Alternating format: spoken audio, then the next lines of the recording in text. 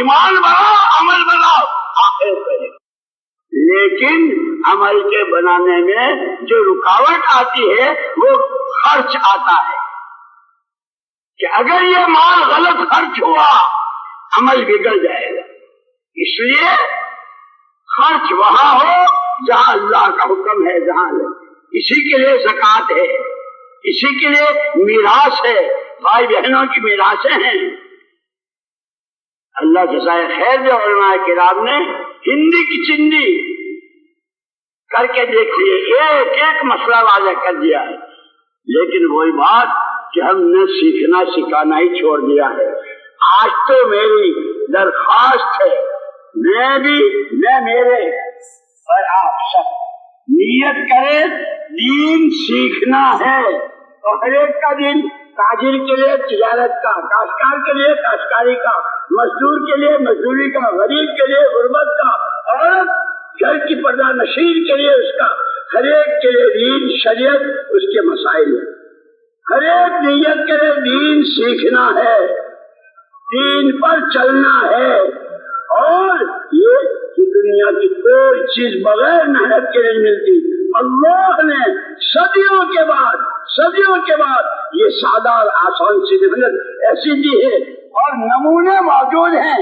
1 2 10 20 ہزار 10,000 نہیں، لاکھوں کی زندگیاں بدلی ہے جب اس راستے میں صحیح اصولوں کے ساتھ صحیح نہج پر صرف اللہ کو راضی کرنے کے جذبے اور جو تکلیف آئی اسے اللہ کے لیے برداشت کیا، پھر اللہ نے زندگیاں بدل دی. میرے دوستو، ہمیں نیت کرنی ہے پورے عالم کی اور پوری امت کی، اور امت کو اللہ ذریعہ بنا دے پورے عالم کے انسانوں کی ہدایت پر آنے کا. جان دی ہوئی اللہ کی ہے، مال دیا ہوا اللہ کا ہے، صلاحیتیں پردازش اللہ کی دی.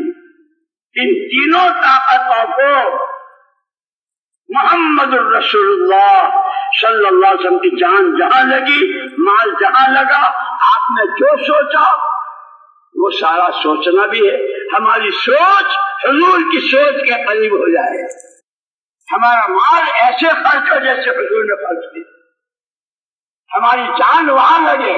ایک دفعہ حضور اکرم صلی اللہ علیہ وسلم مدینے میں جب ہجرت کے بعد تشریف لائے تو آپ نے فرمایا مالی اراکم وانتم تفحمون فی النار. مجھے کیا ہو گیا ہے، میں دیکھ رہا ہوں کہ تم صبح شام زندگی جتنی جو کچھ تمہاری حرکت سکنت ہے جہنم کی طرف دھکیلے جا رہے ہو. تمہارا وقت، تمہارا پیسہ، تمہاری سوچ. وَإِنِّي آخِذٌ بِحُجَزِكُمْ، میں اللہ کا نبی رحمت صلی اللہ علیہ وسلم تمہیں پکڑ کے کھینچ رہا ہوں.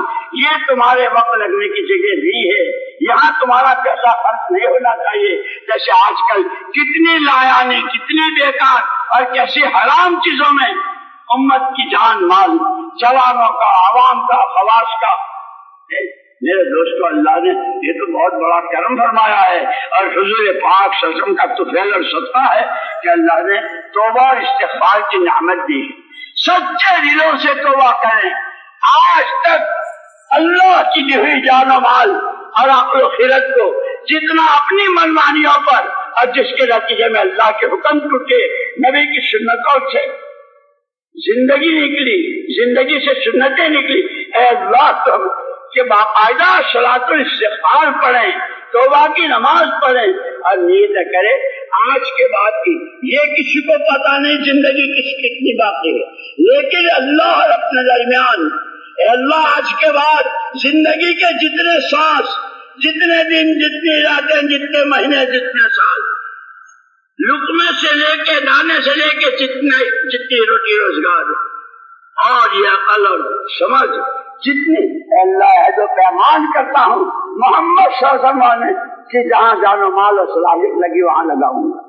اپنی ذات سے، اپنے گھر والوں سے، اور جہاں بھی رہوں گا ہر ایک کو اس پر لانے کی کوشش کروں گا. اس کے لیے اگر یہ 4 مہینے مانگے تو 4 مہینے، سال مانگے تو سال، اور یہ کہیں کہ نہیں یہ مجمع تو اپنا آپ کا ارادہ کر لے کہ ابھی تو نقد 4 مہینے تو ہیں ہی. اس اجتماع سے آگے ہم مشورے کے تابع ہیں. جیسے حاجی عبد الوہاب صاحب رحمۃ اللہ علیہ کہا کرتے تھے، جہاں جب جیسے، جہاں جب جیسے، پیدل سواری، اندر پہاڑ، دور قریب، کہ اللہ کے جیسے حضرت خالد بن ولید رضی اللہ تعالیٰ عنہ کی خبر پر ان کی لگا ہوا ہے، پتھر لگا ہے ان کی خبر کے. اب بددعا دی ہے، نیند حرام ہو جائے، نیند حرام ہو جائے ان پر جو بزدل بن کر اپنی جان و مال کو غلط استعمال اور جان مال کو اللہ کے دین کے تقاضوں سے بچاتے ہیں. اور اپنے بارے میں فرمایا تھا، سہم من سہام اللہ، اللہ کے تیروں میں کا ایک تیر ہوں، جہاں چاہو پھینک دو. ہمارا یہ مجمع اس کا ہر آدمی یہ کہے میں اللہ کا تیر ہوں اور بزدلی سے کام نہیں لوں گا. ہیں ہم فرشتے نہیں ہیں، ہمارے ساتھ تقاضے ہیں، ہمارے ساتھ ضرورتیں ہیں، لیکن یہ کہ جو ان تنصر اللہ ینصرکم، جب اللہ کے دین کی مدد کرو گے اللہ تمہاری مدد کرے گا، اور اللہ جب مدد کرے گا تو کوئی مسئلہ نہیں.